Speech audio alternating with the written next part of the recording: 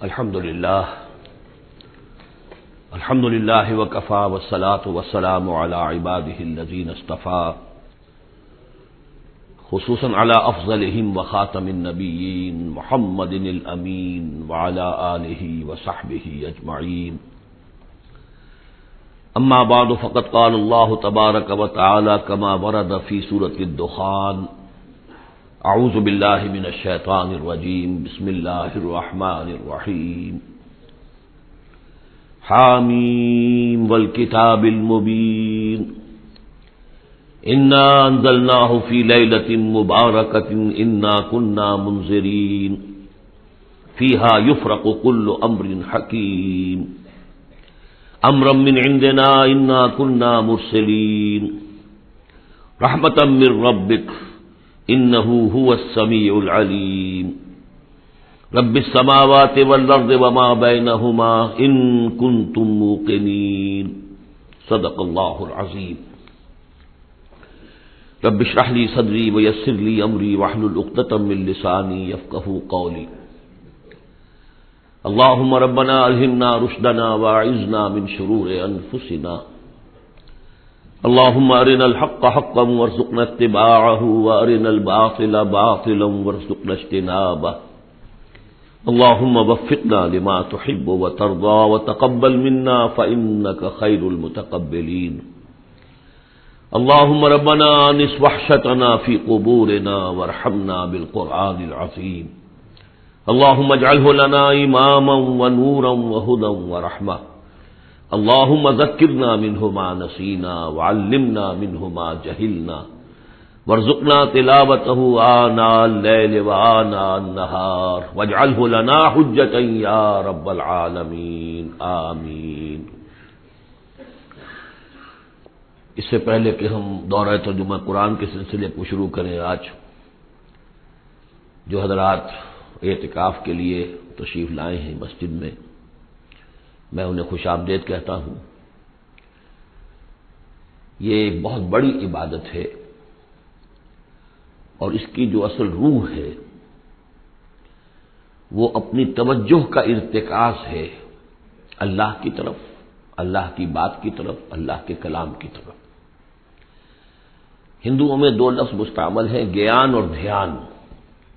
گیان دھیان، گیان دھیان۔ گیان ہے علم کے لیے اور دھیان ہے توجہ کو، دھیان کو، توجہ کو مرتکز کرنا۔ تو یہ دو چیزیں ہیں، علم صحیح علم حاصل ہو انسان کو، اور دوسری طرف یہ کہ وہ اپنی توجہ کو مرکوز کرے۔ جیسے ہم نماز کے لیے کھڑے ہوتے ہیں تو انی وجہت وجہی للذی فطر السماوات والارض حنیفا، وہاں بھی اصل سے توجہ ہے، میں نے اپنا چہرہ بالکل سیدھا کر لیا ہے اس ہستی کی طرف کہ جس نے آسمان اور زمین کو پیدا کیا۔ تو چونکہ معمولات ہوتے ہیں انسانی زندگی کے، ہر شخص کے اپنے اپنے معمولات ہیں، تو ان معمولات میں انسان اس طرح گم سا ہو جاتا ہے کہ اس کی توجہ پھر نہیں ہوتی اللہ کی طرف، ہوتی بھی ہے تو بڑی یوں سمجھیے کہ گنڈے ڈار جیسے نماز ہوتی ہے، ایسی توجہ کبھی ہو گئی، کبھی خیال آ گیا، پھر کسی کام میں مصروف ہو گئے، پھر کبھی کچھ ہوش آیا، پھر کبھی کسی اور ضرورت نے اپنی طرف متوجہ کر لیا۔ ان روٹینز کو اور معمولات کو توڑ کر پھر یہ 10 دن 9 دن انسان یکسو ہو جائے، اللہ کے در پر آ کر ڈیرا لگائے۔ تو قانوناً تو اعتکاف اسی کا نام ہے کہ آپ یہ دن یہاں گزار رہے ہیں بغیر کسی شدید جو ضرورت ہے، طبی انسان کی ضروریات جو ہیں اس کے سوا آپ مسجد سے باہر نہیں نکل سکتے۔ قانوناً تو یہ آپ پورا کر دیں گے تو بس اس کا یہ کہ اعتکاف ہو گیا، لیکن اس کی روح جو ہے وہ توجہ ہے، ارتکاز۔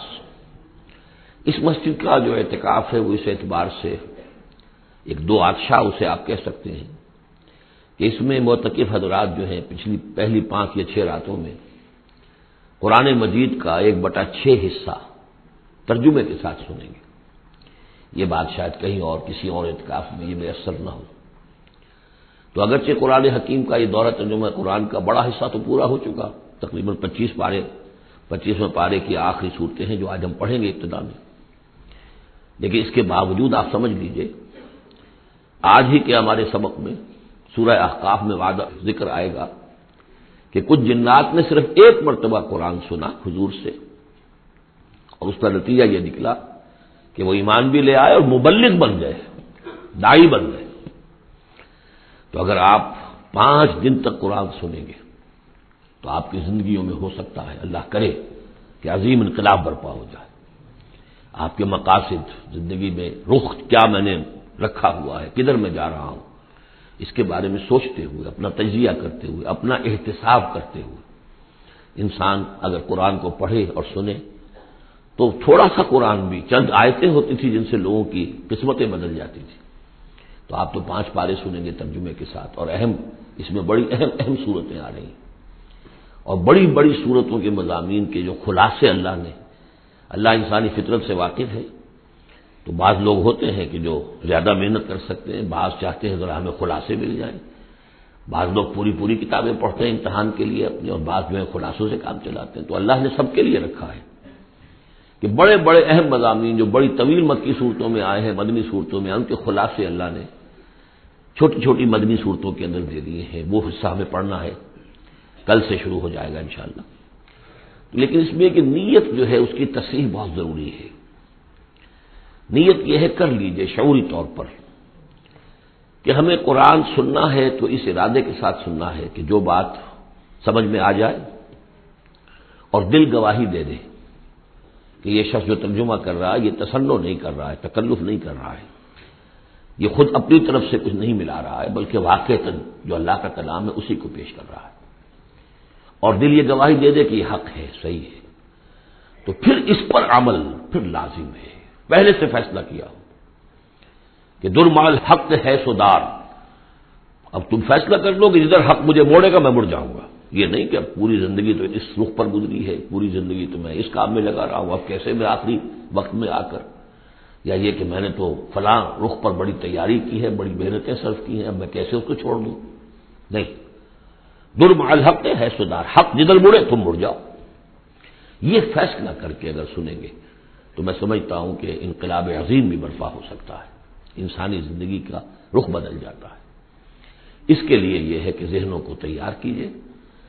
جو باتیں واضح طور پر سمجھنے کی وہ یہ ہے کہ پہلے تو یہ معلوم ہو کہ ہمارا دین ہے کیا، آیا یہ صرف دوسرے مذاہب کی طرح ایک مذہب ہے یا کوئی دین پورا مکمل نظام زندگی ہے۔ وہ تو آج ہی انشاءاللہ ایک صورت سے، ایک حوالے سے آپ کی سمجھ میں بات آ جائے گی۔ پھر یہ کہ وہ دین ہم سے کیا چاہتا ہے، آیا نماز روزہ ہم نے کر دیا تو بس تقاضے پورے ہو گئے، یا یہ کہ اس کے علاوہ دین کا کوئی تقاضا ہے۔ یہ 2 چیزیں سمجھ میں آنی چاہیے انسان کے، تو انشاءاللہ تعالی اس حصے میں قرآن مجید کے ان چیزوں کی بڑی جامعیت کے ساتھ لیکن بڑی وضاحت کے ساتھ جو اس کا بیان ہوگا۔ بس اسی پر اکتفا کر رہا ہوں۔ ہم سورہ دخان شروع کر رہے ہیں، بسم اللہ الرحمن الرحیم۔ حامیم والکتاب المبین۔ اس سے پہلی سورہ زخرف ہم پڑھ چکے ہیں، اور سورہ زخرف میں اور سورہ دخان میں وہی نسبت زوجیت ہے، یہ دونوں صورتیں جوڑے کی شکل میں ہیں۔ چنانچہ آغاز بالکل وہی ہے، حامیم والکتاب المبین۔ حامیم قسم ہے اس روشن کتاب کی، واضح کتاب کی، اور قسم کے بعد مقسم علیہ یہاں نہیں ہے، وہ میں بتا چکا ہوں۔ ان تمام صورتوں میں گویا کہ محذوف ہے مقسم علیہ۔ قسم کس بات پر کھائی؟ یاسین والقرآن الحکیم انک لمن المرسلین، تو انک لمن المرسلین یہاں پر محذوف مانیے، گواہ ہے یہ قرآن، روشن قرآن کہ اے محمد آپ اللہ کے رسول ہیں، یہ آپ کی رسالت کا ثبوت ہے، قطعی ہے۔ اور دوسری نسبت جو ہے ان دونوں صورتوں میں، وہاں ذکر تھا کہ یہ قرآن جو ہے ہمارے پاس ہے، اصل قرآن، وَإِنَّهُ فِي أُمِّ الْكِتَابِ لَدَيْنَا لَعَلِيٌّ حَكِيمٌ، یہ قرآن جو ہے اصل تو ہمارے پاس ہے، لوح محفوظ بھی اسے کہا گیا ہے آخری پارے میں، اور کتاب و مقدون بھی کہا گیا اسے سورہ واقعہ میں، یہاں ام الکتاب کہا گیا تھا، وہاں ہے اصل قرآن۔ اب وہاں سے اس کے نزول کا ذکر جو ہے وہ اس سورہ مبارکہ کے شروع میں ہو رہا ہے، تو گویا کہ مضامین کی یہ مشابہت ہے۔ انا انزلناہ فی لیلۃ مبارکہ، ہم نے اس کو نازل کیا ہے ایک مبارک شب میں، چونکہ 21ویں تاریخ ہے، یہ 21ویں شب شروع ہو چکی ہے، تو یہ بھی سمجھ لیجئے کہ یہ عشرہ جسے کہ حضور نے کہا ہے کہ آخری عشرہ جو ہے عتق من النار، آگ سے چھٹکارا پانے کا ہے۔ جس نے یہ عشرہ پایا زندگی میں اور پھر بھی اس کی اصل قدر نہ کی اور آگ سے چھٹکارا نہ پایا تو بڑا ہی بد نصیب ہوا۔ تو اسی میں لیلۃ القدر ہے، اور لیلۃ القدر پر ایک مکمل صورت ہے آخری پارے میں، انا انزلناہ فی لیلۃ القدر. لیکن قرآن مجید میں اہم مضامین چونکہ کم از کم 2 مرتبہ آتے ہیں، وہی مضمون یہاں بھی ہے. لیلہ مبارکہ اور لیلۃ القدر ایک ہی شے ہے، ایک ہی رات کا نام ہے. انا انزلناہ فی لیلۃ المبارکۃ، ہم نے اس کو نازل کیا ایک بڑی مبارک شب میں. انا کنا منذرین، ہم ہیں خبردار کر دینے والے. رسالت کا اصل مقصد، کتابوں کا اصل مقصد انذار، خبردار کرنا. یا ایھا المدثر قم فانذر، کھڑے ہو جائیے، کمر کسیے اور خبردار کر دیجیے لوگوں کو کہ زندگی یہی زندگی نہیں ہے، یہ تو زندگی کا چھوٹا سا حقیر سا دیباچہ ہے. اصل زندگی تو موت کے بعد ہے. وَإِنَّ دَارَ الْآخِرَةَ لَهِيَ الْحَيَوَانُ لَوْ كَانُوا يَعْلَمُونَ فِيهَا يُفْرَقُ كُلُّ أَمْرٍ حَكِيمٍ. اس لیلہ مبارکہ میں تمام پختہ فیصلے طے پا جاتے ہیں. ہم سورہ سجدہ میں پڑھ چکے ہیں کہ اللہ تعالیٰ کی جو تدبیر ہے، اس کائنات کی جو تدبیر فرما رہا ہے، تو ایک تو اس کی سکیمز بنتی ہیں، اس کے منصوبے بنتے ہیں، اس کے نقشے بنتے ہیں جو 1000 سال کے ہوتے ہیں. اللہ کا ایک دن 1000 سال کا ہے. یدبر الامر من السماء الى الارض ثم يعرج الیہ فی یوم کان مقدارہ 1000 سنۃ مما تعدون. لیکن پھر ہمارے حساب سے جو ہر سال کا معاملہ آتا ہے، تو یہ بھی ایک رات ایسی ہے سال کی. یوں سمجھیے کہ جو کاسمک، جو ایک امپائر ہے اللہ تعالیٰ کی عظیم مملکت ہے، یہ اس کاسمک امپائر کی یہ بجٹ سیشن ہے سال کا. اور اس میں سال کے اندر ہونے والے سارے واقعات کے ضمن میں جو کچھ ہونا ہے وہ فیصلے طے پا کر اور یفرقوں کا صحیح مفہوم ہوگا ایشو کر دیے جاتے ہیں. فرق کہتے ہیں علیحدہ کر دینا. گویا کہ اس رات وہ فیصلے ایشو کر کے اور ملائکہ کے حوالے کر دیے جاتے ہیں. تو چونکہ یہ رات وہ عظیم رات ہے کہ جس میں تمام سال کے فیصلے طے پا کر اور ملائکہ کے حوالے کر دیے جاتے ہیں کہ اب ان کی امپلیمنٹیشن کرو. وہ سول سروس ہے، وہ بیوروکریسی ہے اس کائناتی حکومت کی. تو اسی رات کو اللہ نے اس قرآن کو لوح محفوظ یا ام الکتاب سے اتار دیا سمائے دنیا تک. امرم من عندنا، اور یہ تمام احکام جو ہم طے کر لیتے ہیں اس شب میں، وہ ہماری طرف سے حکم ہوتے ہیں، طے پا چکے ہوتے ہیں. امرم من عندنا انا کنا مرسلین، ہم ہی ہیں بھیجنے والے. رحمۃ من ربک، اور تمام فیصلے جو ہوتے ہیں اللہ تعالیٰ کے رحمت ہی پر مبنی ہوتے ہیں. اور خاص طور پر اس کتاب کا بھیجا جانا وہ تو ایک عظیم رحمت ہے نوع انسانی کے لیے. انہ هو السمیع العلیم، یقیناً وہی ہے سب کچھ سننے والا اور سب کچھ جاننے والا. رب السماوات والارض وما بینہما، وہی ہے آسمانوں اور زمین اور جو کچھ ان کے مابین ہے، ان سب کا مالک اور رب. ان کنتم موقنین، اگر تم یقین کرو.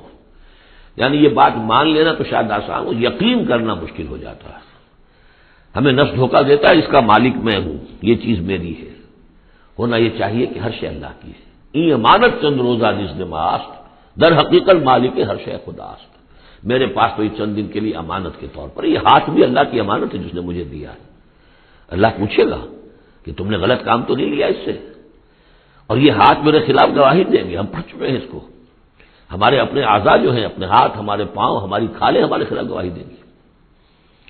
لا الہ الا هو یحیی و یمیت، اس کے سوا کوئی معبود نہیں، وہی زندہ رکھتا ہے، وہی مارتا ہے. ربکم و رب آبائکم الاولین، تمہارا بھی رب ہے، آقا ہے، اور تمہارے آباء و اجداد جو پچھلے ان کا بھی وہی رب اور آقا ہے. بل ہم فی شک یلعبون، لیکن یہ لوگ جو ہے شک ہی میں پڑے ہوئے. یعنی حضور جو قرآن پیش فرما رہے تھے تو جو مکے میں لوگ تھے ان کی اکثریت کا حال یہ تھا کہ وہ شکوک و شبہات میں تھے، اور یا پھر یہ کہ ہنسی مذاق بنایا ہوا تھا کہ یہ کیا ہے، کیا کہہ رہے ہیں محمد کے آسمان سے میرے پاس وہی آ رہی ہے صلی اللہ علیہ وسلم. فرتقب یوم تأتی السماء بدخان مبین، تو انتظار کرو جس دن کے آسمان لائے گا دھواں، ایک بڑا کھلا روشن دھواں. اس آیت کے بارے میں 2 اعاظم رجال جو ہیں امت کے، ان کے مابین بڑا شدید اختلاف ہے. عبداللہ ابن عباس رضی اللہ تعالیٰ عنہما کا کہنا یہ ہے کہ اس سے مراد ہے قیامت سے قبل ایک بہت بڑا دھواں آئے گا. اور وہ احادیث میں بھی ہے، حضور نے فرمایا ہے کہ یہ 10 نشانیاں ہیں قیامت سے فوراً قبل جو آئیں گی، یکے بعد دیگر، ان میں دخان بھی ہے. لیکن یہ کہ عبداللہ ابن مسعود رضی اللہ تعالیٰ، وہ بھی بڑے جلیل القدر صحابہ میں سے ہیں، وہ بڑی شدت کے ساتھ یہ رائے رکھتے ہیں کہ نہیں، اس سے مراد مکے میں جو قحط پڑا تھا وہ ہے. جیسا کہ ہم پڑھ چکے ہیں کہ جب بھی کسی رسول کو اللہ بھیجتا تھا تو کچھ ایسی مصیبتیں بھی ساتھ نازل کرتا تھا تاکہ لوگ جو ہیں وہ عیش کے اندر تو زیادہ آدمی غافل ہوتا ہے، تکلیف میں کچھ نہ کچھ بیدار ہو کر اللہ کی طرف متوجہ ہوتا ہے. تو یہ متوجہ ہو جائیں، سنیں اور غور کریں، تبھی تو کوئی بات سمجھ میں آئے گی۔ تو وہاں مکے میں بھی ایک قحط آیا تھا، اور قحط میں یہ ہوا تھا کہ جب بارش بالکل نہ ہو تو بالکل صحرا کے علاقے میں تو آپ سمجھیے کہ وہ گردہ ہی گردہ، وہ دھواں سا پورا جو ہے فضا کے اندر اٹھ جاتا ہے۔ بہرحال یہ دونوں آرا ہیں، اور چونکہ دونوں صحابہ ہیں، جلیل القدر صحابہ ہیں، لہذا ان میں پھر محاکمہ کرنا کہ ہم یہ کہیں کہ یہ صحیح نہیں وہ صحیح ہے، یہ میرے نزدیک درست نہیں ہے۔ میں نے دونوں چیزیں آپ کے سامنے رکھ دیں۔ فَاتَّقِنْ يَوْمَ تَأْتِي السَّمَاءُ بِدُخَانٍ مُبِينٍ يَغْشَى النَّاسَ، وہ دھواں جو ہے ڈھانپ لے گا لوگوں کو۔ ھذا عذاب علیم، اور وہ بہت بڑا عذاب ہوگا۔ ربنا اکشف عنا العذاب انا مومنون، اس وقت لوگ کہیں گے کہ اللہ ذرا اس عذاب کو ہم سے کھول دے، دور کر دے، ہم ایمان لے آئیں گے۔ انا لہم الذکریٰ، کہاں ہے ان کے لیے یاد دہانی اور نصیحت اخذ کرنے کی، کہاں ان میں استعداد ہے۔ وقد جاءہم رسول مبین، جبکہ ان کے پاس رسول مبین آ چکے ہیں، واضح کرنے والے، روشن، ہر شے کو، ہر حقیقت کو واضح کر دینے والے۔ ثم تولوا عنہ، اور پھر انہوں نے منہ موڑا ہے ان سے، پیٹھ موڑی ہے۔ وقالوا معلم مجنون، اور کہا ہے نقل کفر نباشد معاذ اللہ، یہ سکھایا پڑھایا ہوا شخص ہے، کسی نے سکھا پڑھا دیا ان کو محمد کو، یا یہ کہ مجنون ہے، ان کا کوئی دماغی توازن ٹھیک نہیں رہا ہے، یا کوئی آصیب کا جنات کا سایہ ہو گیا ہے معاذ اللہ۔ انا کاشف العذاب قلیلا، ہم تھوڑی دیر کے لیے اس عذاب کو دور کر دیں گے۔ اس سے جو ہے عبداللہ ابن مسعود رضی اللہ تعالیٰ عنہ نے دلیل پکڑی ہے کہ قیامت سے قبل والا دھواں جب آئے گا تو اس کے کھلنے کا، اس کے دور ہونے کا کوئی سوال نہیں۔ ہاں یہ کہ یہ جو عذاب آتے ہیں فَلَنُذِيقَنَّهُم مِّنَ الْعَذَابِ الْأَدْنَىٰ دُونَ الْعَذَابِ الْأَكْبَرِ، اس میں امکان ہوتا ہے۔ اِنَّكُمْ عَائِدُونَ، لیکن تم لوگ پھر وہی کچھ کرو گے جو پہلے کر رہے تھے۔ جیسے قوم موسیٰ کو ہم دیکھ چکے ہیں، 7 اس قسم کی نشانیاں ان کے سامنے آئیں۔ ہر مرتبہ انہوں نے کہا کہ اگر تم اے موسیٰ ذرا اس کو دور کروا دو، اپنے رب سے دعا کرو، پھر ہم ایمان لے آئیں گے، لیکن ہر مرتبہ پھر وہ اس سے منکر ہو گئے۔ یوم نبطش البطشۃ الکبریٰ، جس دن کہ ہم انہیں پکڑیں گے بڑی پکڑ، یعنی بڑا عذاب جب آئے گا، انا منتقمون، تب ہم ان سے پورا انتقام لیں گے۔ وَلَقَدْ فَتَنَّا قَبْلَهُمْ قَوْمَ فِرْعَوْنَ، اور ہم نے ان سے پہلے فرعون کی قوم کو بھی آزمایا تھا۔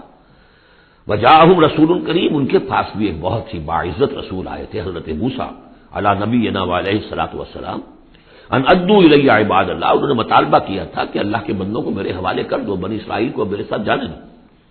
انی لکم رسول امین، میں تمہارے لیے ہوں ایک امانت دار رسول، میں وہی پیغام لے کر آیا ہوں جو اللہ نے دیا ہے تمہارے رب نے۔ واللہ تعالیٰ علی اللہ، دیکھو اللہ کے مقابلے میں سرکشی نہ کرو، یعنی میرے مخالفت کرو گے، میں اللہ کا رسول ہوں، اس کا نمائندہ ہوں، تو گویا کہ اللہ کے مقابلے میں سرکشی ہے۔ انی آتیکم بسلطان مبین، میں تمہارے پاس لے کر آیا ہوں ایک کھلی سند۔ وَإِنِّي عُذْتُ بِرَبِّي وَرَبِّكُمْ أَن تَرْجُمُونَ، اور میں نے پناہ پکڑ لی ہے اپنے رب کی جو تمہارا بھی رب ہے، لیکن تم مانتے نہیں ہو اس کو، کہ تم مجھے سنسار نہ کر سکو۔ وَإِن لَّمْ تُؤْمِنُوا لِي فَاعْتَزِلُونِ، تو اگر تم میری بات مانتے نہیں ہو تو کم سے کم مجھ سے دور رہو، میرے خلاف کسی اقدام کی کوشش نہ کرو۔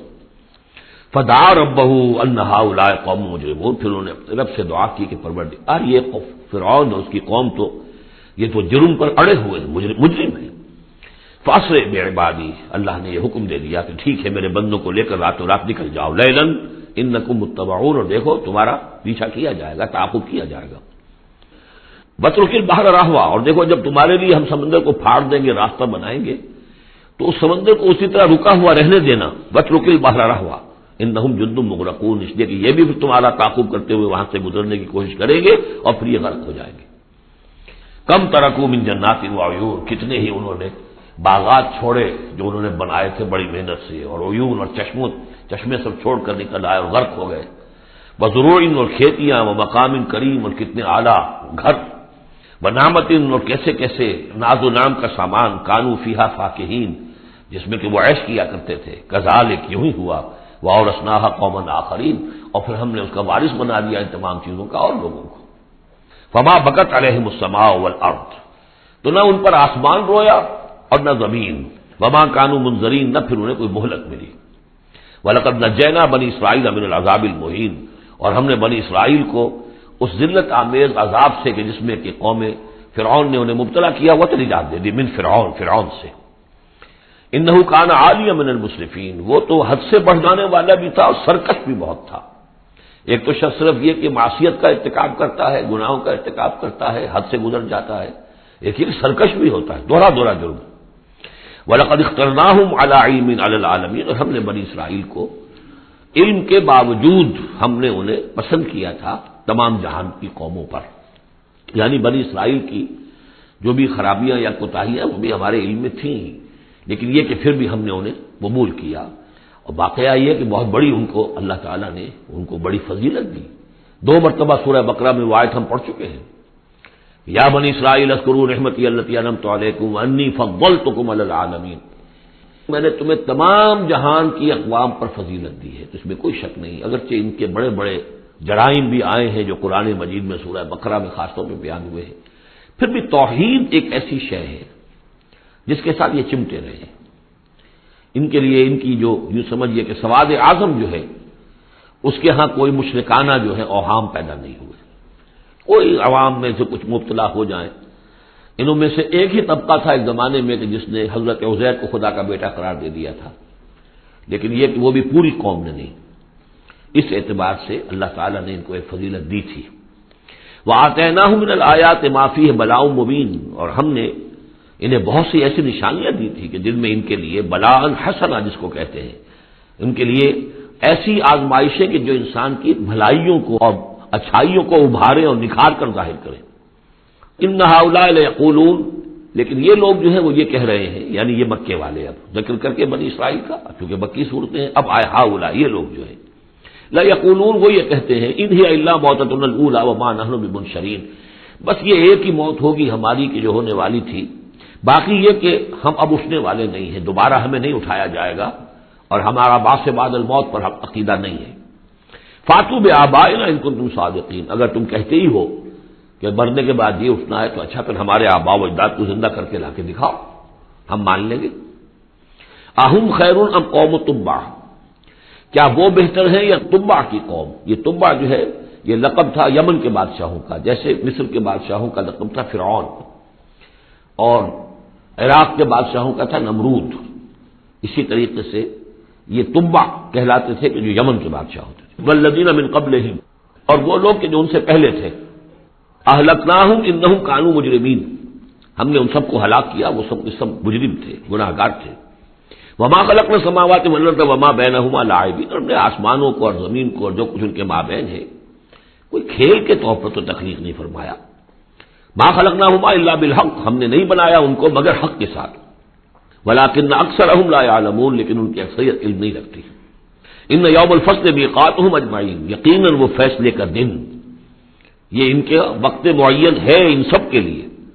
یوم لا یغنی مولا عن مولا شیئا، جبکہ کوئی ساتھی دوست رفیق حمایتی کسی دوسرے کے کام نہیں آ سکے گا۔ ولا هم ینصرون، نہ ان کی کوئی مدد کی جائے گی، الا من رحم اللہ، سوائے اس کے کہ جس پر اللہ رحم فرما دے۔ انہ هو العزیز الرحیم، یقیناً وہ زبردست ہے رحم فرمانے والا۔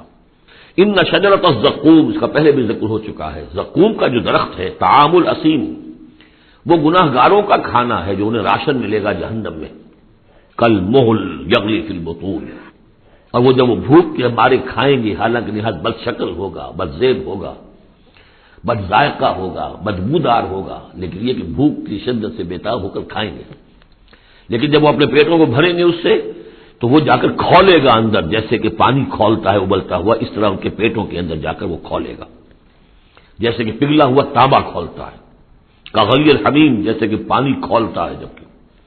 خذوہ فاعتلوہ الی سواء الجحیم، پھر کہا جائے گا پکڑو اس کو اب اور دھکیل کر اسے لے جاؤ این بیچوں بیچ جہنم کے۔ ثم صبوا فوق راسہ من عذاب الحمیم، پھر اس کے سر کے اوپر ذرا کھولتے پانی کے تریڑوں کا عذاب دو، ذق، چکھو، انک انت العزیز الکریم، یقیناً تم تو بڑے زبردست ہو، بڑے باعزت ہو۔ اب ابو جہل سے کہا جائے گا نا تمہیں تو بڑا فخر تھا، تم تو بہت اکڑتے تھے، اے ولید بن مغیرہ تمہیں اپنی دولت پر جائیداد پر بڑا فخر تھا، اب چکھو یہ مزہ، ذق انک انت العزیز الکریم، ان ھذا ما کنتم بہ تمترون، یہ وہ چیز ہے جس کے بارے میں تم دھوکے میں پڑے ہوئے تھے یا شک کر رہے تھے۔ ان المتقین فی مقام امین، اس کے برعکس جو متقی ہوں گے اللہ کے بندے وہ ہوں گے بڑے امن والی جگہ پر، پرسکون، فی جنات و عیون، باغات میں اور چشموں میں، یلبسون من سندس و استبرق متقابلین، لباس انہوں نے پہنا ہوگا جو باریک ریشم کا بھی ہوگا اور گاڑھے کا بھی، یعنی یہ کہ انسان کا جو نیچے کا لباس ہوتا ہے وہ گاڑھا ہوتا ہے، گاڑھا ریشم، اور اوپر جو ہے وہ باریک ریشم، متقابلین ایک دوسرے کے سامنے رخ کر کے بیٹھے ہوں گے، کذالک ایسے ہی ہوگا، وزوجناہم بحور عین، اور ہم ان کی شادی کر دیں گے، ان کو بیاہ دیں گے حوروں سے کہ جو بڑی بڑی آنکھوں والی ہوں گی، یدعون فیہا بکل فاکہۃ آمنین، پھر وہ آرڈر کریں گے، بنائیں گے، طلب کریں گے اس میں ہر طرح کی چیز بڑے اطمینان کے ساتھ، جو پھل چاہیں گے آرڈر دیں گے، لا یذوقون فیہا الموت الا الموتۃ الاولی، اب انہیں موت نہیں آئے گی، وہ موت جو آ چکی بس اس کے بعد اب کوئی موت نہیں، اب جنت میں ہمیشہ ہمیشہ کا قیام ہوگا۔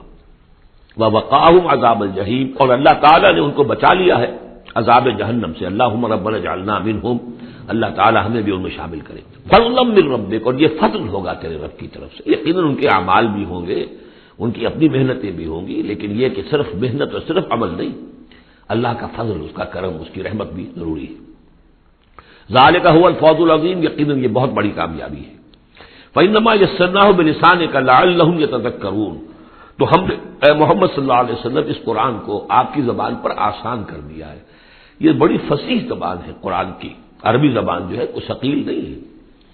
آپ مقامات حریری کتاب پڑھ کر دیکھیے، ایک ایک حرف کے اوپر جو ہے اتنے بھاری بھرکم الفاظ، اور جو یوں سمجھیے کہ جو بہت ہی نامانوس الفاظ ہوں استعمال کرتا ہے، ایک شخص اپنا دکھانا چاہتا ہے کہ میری ووکیبلری اتنی ہے، لیکن اللہ کے سامنے تو مقصد یہ ہے کہ لوگ سمجھ جائیں۔ اللہ کو اپنے علم کا مظاہرہ مقصود نہیں ہے، بلکہ یہ کہ تاکہ لوگ سمجھیں، تو بہت سادہ، سہل ممتنع جس کو کہا جاتا ہے عربی زبان میں، سہل ممتنع، فصاحت و بلاغت کی معراج، لیکن بہت آسان۔ فإنما يسرناه بلسانك لعلهم يتذكرون، تاکہ وہ اسے نصیحت اخذ کریں، اس کو سمجھ سکیں۔ فارتقب انهم مرتقبون، تو اے نبی آپ بھی انتظار کیجئے، یہ بھی انتظار کر رہے ہیں۔ فارتقب اسی کے آگے ہے، وہ دخان مبین جو آنے والا ہے، گویا کہ اس کی پیش کی خبر دے دی گئی کہ اب وہ عذاب تم پر جو آئے گا، وہ عذاب کہ جس کی عبداللہ ابن مسعود رضی اللہ تعالیٰ عنہ کے نزدیک وہ قحط کا عذاب تھا۔ بارک اللہ لی ولکم فی القرآن العظیم ونفعنی وإیاکم بالآیات والذکر الحکیم۔